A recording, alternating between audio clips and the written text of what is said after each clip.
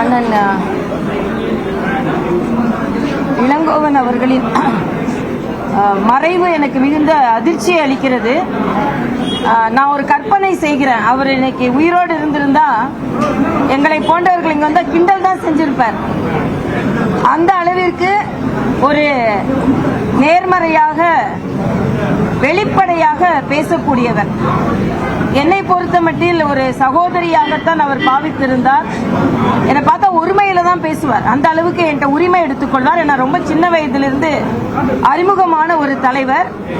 பெரியாரின் பேரனாக இருந்து பெரியவர் காமராஜரை தழுவி வந்தவர். இது பெரியாரின் கொள்கையில் இருந்து, குடும்பத்தில் இருந்து காங்கிரஸ் இயக்கத்திற்கு பெரியவர் காமராஜரை பின்பற்றி வந்தவர். ஒரு எந்த விமர்சனம் என்றாலும் அதை பற்றி கவலைப்படாமல் வெளிப்படையாக எடுத்து சொல்பவர். அதனால தான் சொன்னேன், ஒருவேளை இன்னைக்கு உயிரோடு பார்த்திருந்தாலும் ஏதோ ஒரு விமர்சனம் சொல்லியிருப்பார். ஆக அந்த அளவிற்கு வெளிப்படையாக, இயற்கையாக, செயற்கை இல்லாமல் பேசக்கூடிய ஒரு தலைவர்.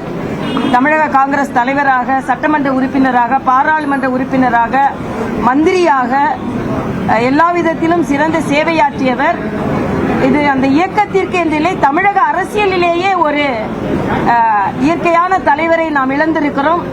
அவரது குடும்பத்திற்கு எனது ஆறுதலை நான் தெரிவித்துக் கொள்கிறேன். நன்றி.